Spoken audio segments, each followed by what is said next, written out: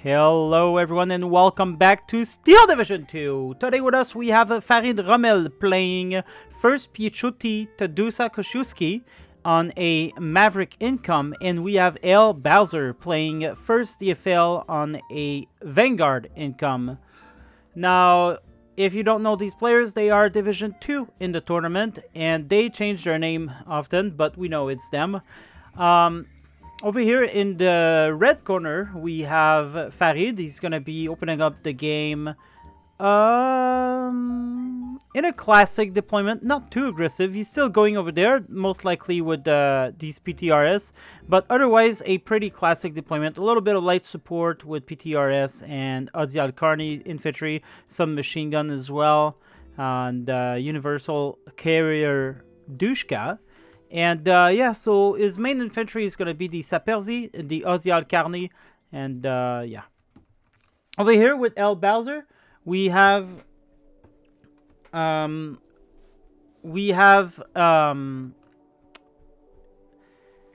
DFL is what I wanted to say, and he's going to be very aggressive here. He's going to be aggressive a little bit everywhere. These are with the FFI partisans, of course. So he's gonna try to stop his enemy's deployment. But anyway, less talking, more gaming. Let's start this right away. And if you notice, this video's music is gonna be Christmas themed for the holidays that are about to come for some of us anyway. I bet a lot of you guys don't celebrate Christmas, but a lot of you also do. So this is for the people that does. Alright, so we started the game with some PO2, which are probably not going to do a lot. Nice little planes nonetheless, but let's take a look at the deployment. The FFI Partisan with their 100 km/h cars are going to move around.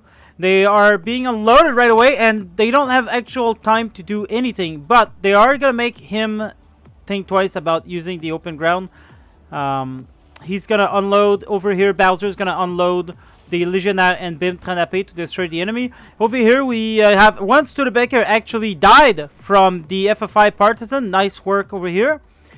One partisan here, and both partisan actually died over here. So none of them were able to go far beyond.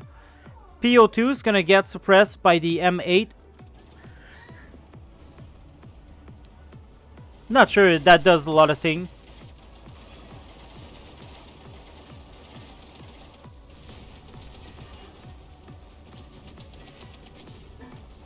But yeah, now it's going to die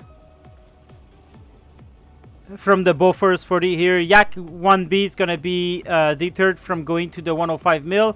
Over here, we have a standstill. No big movement, but these guys are going to be moving around, and the Dushka is going to try to stop the infantry, or at least act as a good recon.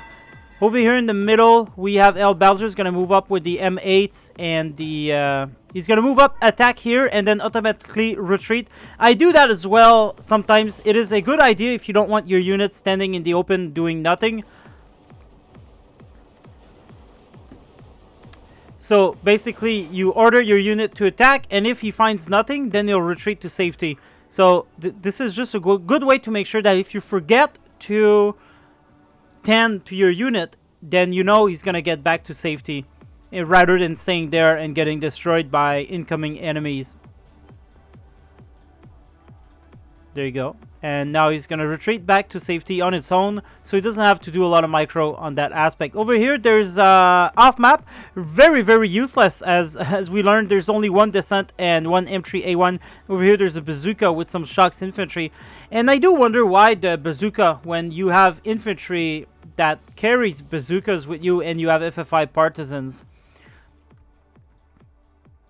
I guess he wanted as much as he could to defend from light armor in phase A. It is a smart thing to do for sure, don't get me wrong.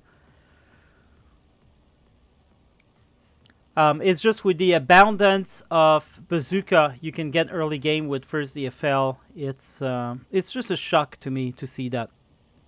It is 12-12. Let's not forget that El Bowser is on a Vanguard income, so you know, really he should be trying to move up, but he's not pushing anywhere really. He's not using this advantage in points to be very aggressive for the moment being. We're only 4 minutes into the game, but still, I can see that it might go bad for El Bowser soon.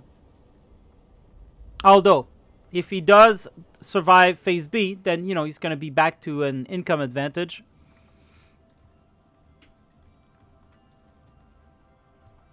Over here, no one is moving. He could probably go along, but there's a lot of support weapons here. Jeez.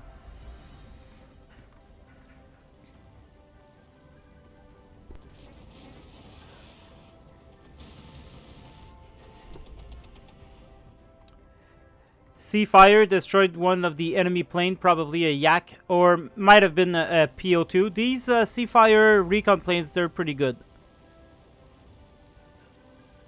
They are good. They got good armament. Now the off-map's going to come in. It's going to try to delete whatever's in here.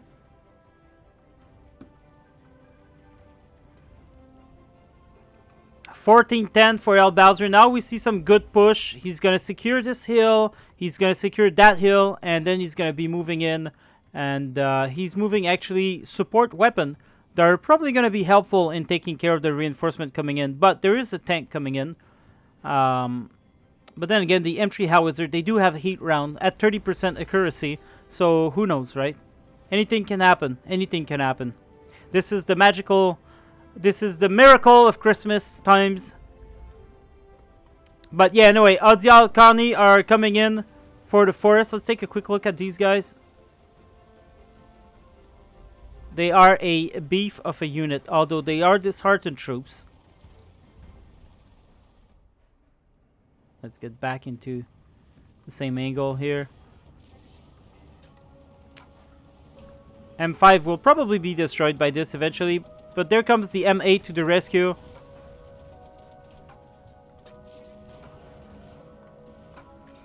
Off-map hitting there, although there's no infantry to take care of this here.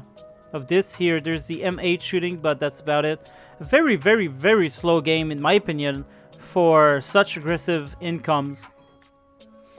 Although, you know, Farid still has all of Phase B. Technically, it is Farid's job to be on the defensive here. These Yak 1Bs, they're not very great. They only got a 20 mil with a 12.7, so they're not gonna do a lot of damage to half tracks.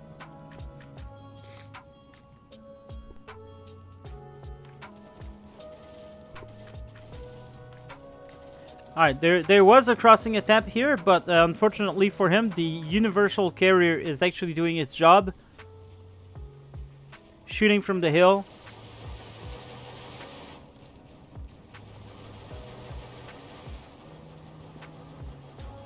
Over here, Bowser looks like he's going to take control of that flag as well, bringing him to a 15-9. And it is definitely a respectable income now. He turned this around mid phase A. Although Farid does have some light armor coming in to push, and it's probably gonna stop El Bowser a lot because he's got nothing really that can deal with these guys in a front face value. These guys, they only got 70 mil, and well, yeah, no, these are the 90 mil T-34, so they'll have to get some side shot. And same thing with the M8, who has 70 mil. But there you go, FF5 Partisan actually going to destroy a T-34. I cannot believe my eyes!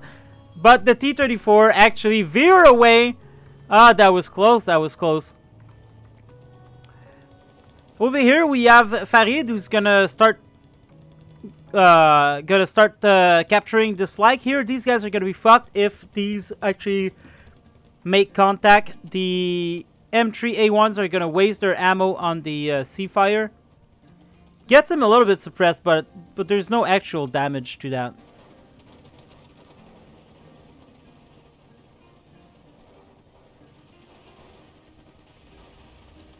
It looks like these guys, since they're being hit from the open, they did struggle a little bit, but eventually they will get the better of it. And there's no leaders here, so they could be surrendering soon.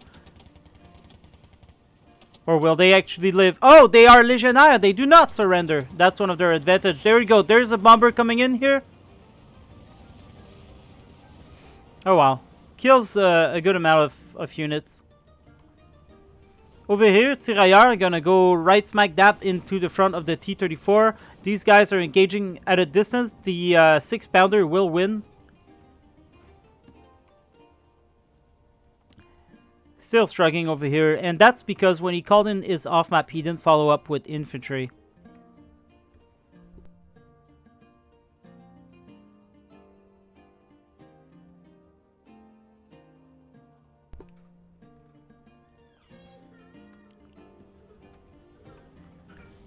These howitzers, though, are definitely a threat. There's still a Commando d'Afrique unloaded here. It looks like, I don't know. It looks like a slow enough game. And I'm wondering why Hell Bowser is not having proper micro here. But this could just be, you know,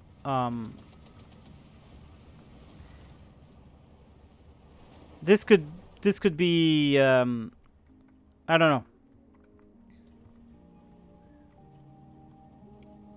Everyone dies.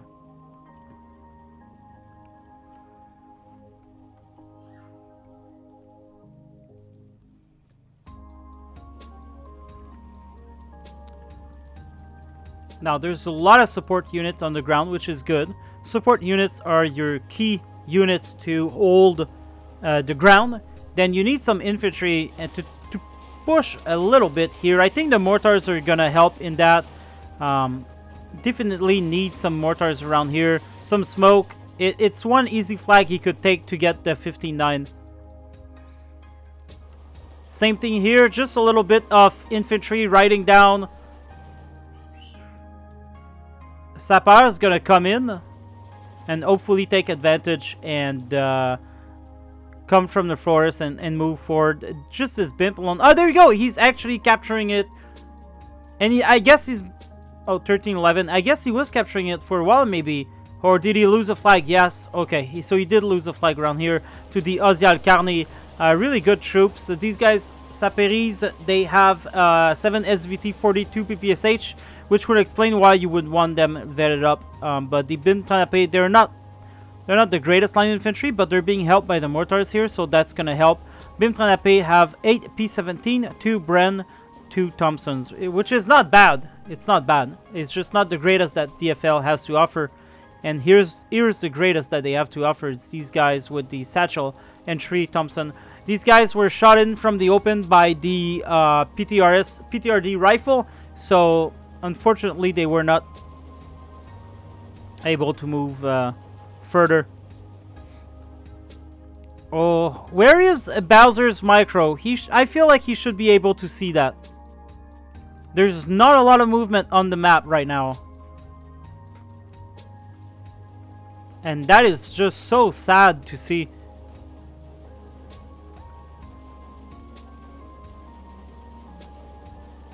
And why no retreating?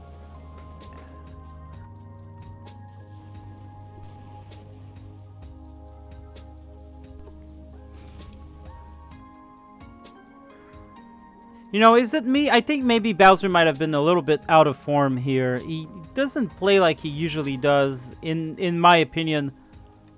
And this isn't to insult him or anything like that.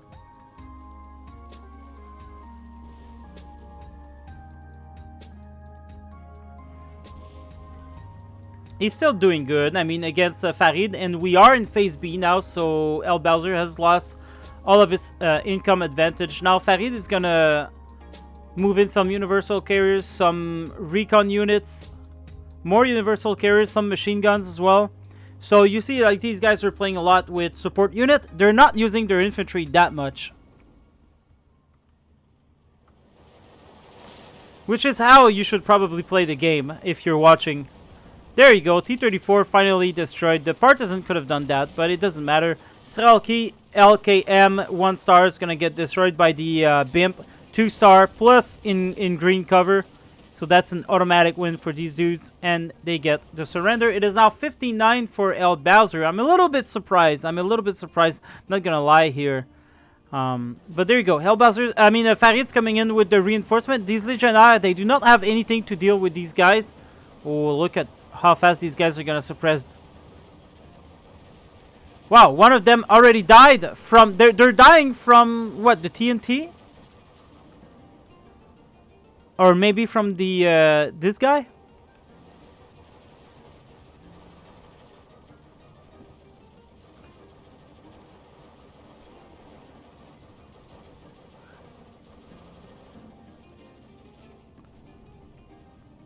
Alright, now it's going to start to get a little bit more difficult for Farid to actually, especially win this here. Well, there's only one BIMP. The other units are pretty weak, so maybe, you know, maybe. M10 tank destroyer. There's a commander here doing nothing. I don't know why. I don't know why. There's a lot of logistic coming into the game. For the mortars here, for the mortar there. He's going to need some of these for sure. More howitzers coming in. They're gonna get destroyed soon. There you go. So he's gonna come out of it. This one is gonna stay pinned down. Why is Hellbowser not falling back his unit? I don't know. I don't know what's going on here. Is there a secret tactic to this, or was that like a special challenge he told himself he wouldn't do? I just don't get it. Maybe he wanted these guys to concentrate fire on that one while the new one unloads. I don't know. I don't know. But it looks like Bowser's going to quickly take control of this. He's got a lot of ATs around here. These guys are not really strong for the job. Saperzirock. These guys has been attacking one by one ever since, and they're just not doing the job.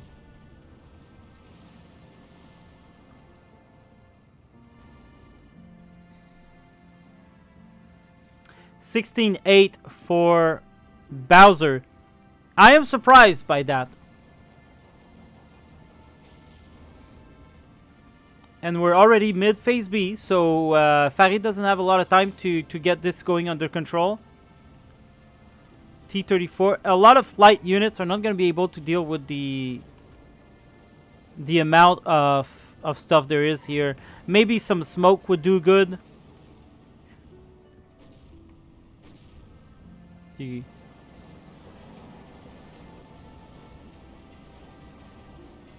Nice. That is nice. Now, unfortunately, there is no one to take advantage of that, but whatever.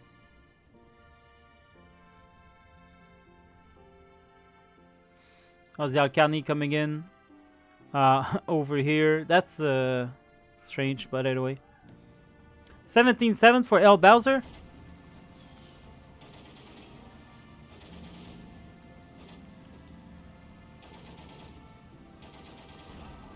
A really slow, methodical play. It looks like as if we're watching a Steel Division 1944 game, to be honest. It doesn't look like the usual Steel Division 2 spam that we often get.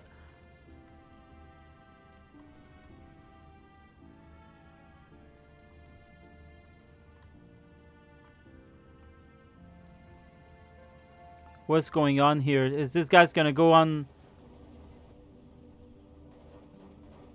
Dies from this? Wow, that was a waste.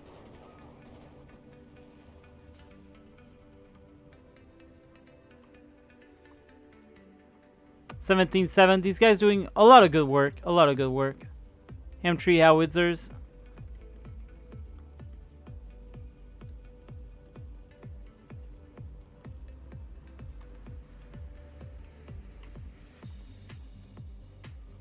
Alright, they're not shooting anymore.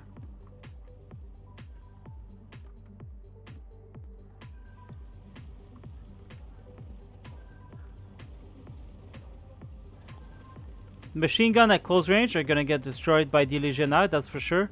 There's a tank here, but it doesn't seem like he sees the infantry. Bowser is going to reposition, and Farid's going to attack in force. He's also moving away is 57 mil, bringing in more mortars.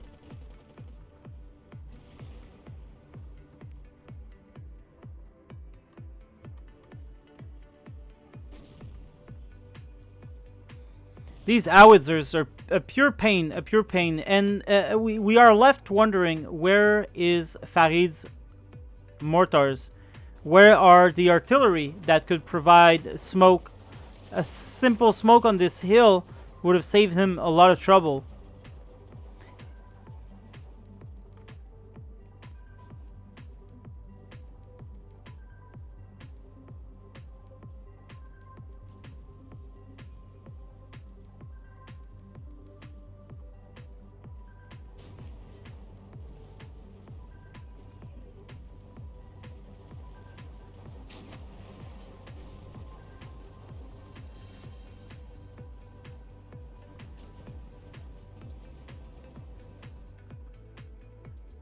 More off map, more mortars coming in.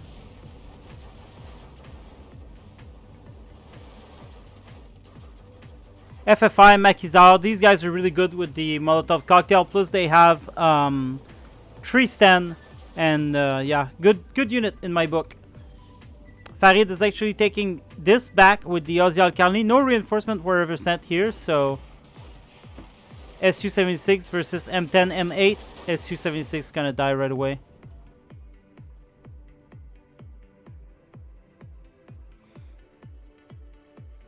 Well, we are entering phase C, and now Bowser is gonna be back to an income advantage. Not by much, mind you, but he's been able to win. And there you go. Farid knows that. He's going to surrender right away. You know what, guys? I know I'm not as good as these players. So I would never... When I say things about them like I'm about to say, I never say that with in my mind being I'm better than them. But I am the commenter. I am watching the game from a bird's eye view. And I feel like it's always been my job to describe what I saw with truthfulness rather than cherry picking and thinking about hurting people's feeling. I'm a pretty blunt type of person, so I'm gonna say it. I don't think this game was the best that these players can offer. I think it was I don't know. It wasn't like when you watch Steel Division 2 and you watch tournament games, you expect a lot of great plays, a lot of things that are gonna wow you. You expect, you know, a lot of cheese spam, things like that. You expect somewhat of an exciting game to comment on. What we got was completely different. And was it a business of these players not playing their best, or was it actually that they played so good that it's hard for me to understand what's been going on? Because, you know, I'm not the greatest player. I'm a very low tier Division 3 player nowadays. So was it just so methodical that they were playing at their best, and for me it was just a little bit like you know what I'm trying to say? I don't know. But let's not forget here that is it very methodical to keep forgetting to unload unit and not falling them back? Was there an actual tactic to not getting these units to fall back? I don't know. That's one of the reasons why I think that El Bowser was not playing at his best. And why I say that from Farid is because I've seen him being much more aggressive, and I've seen him being much more intense. But I don't know. I think first Pichotti playing against DFL would be a hard counter. I'm not sure who chose what. But anyway, guys, if you want to see the deck from these players, go in the comments. In the description, I will post them. I hope you guys enjoy it. For those that wants to stay, let's take a look at the kill list a little bit. And a lot of PTRS killed partisans. Partisans were the first to die. Let's say chronology. In the first minute, only partisans died. But, you know, they tried. They tried to go further. And it was a good idea from Farid to bring these guys. He definitely knew that FFI partisans were going to come. These guys would have been very hard to deal with. Then we had the Legionnaire and M3 guns shooting at some of these early arrivals. More FFI partisans died during the course of the battle. We're still in the first minute and a half. And then look at that. Look at how many troops El Bowser killed. From 1 minute 30 seconds to 3 minute 40 seconds, it was all El Bowser killing. Wow. Now, that definitely hurt Farid, especially he's not having the same amount of income, and that could explain why he hasn't been that aggressive. Like, he was trying maybe to catch back on all that killing. Then we can see again, mainly Farid's troop dying. So not important troops, mind you, half-tracks and planes. They're not that important, but 2 infantry here are pretty important, I would say. There's not a lot. Like, basically, apart from the FFI partisans, none of El Bowser's troop died until 3 minutes 49.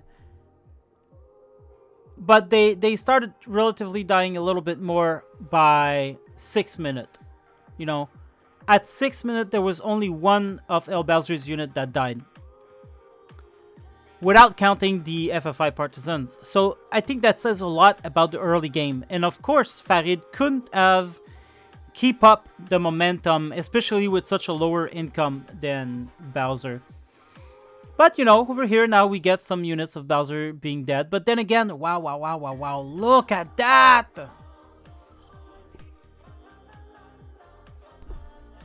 This is intense.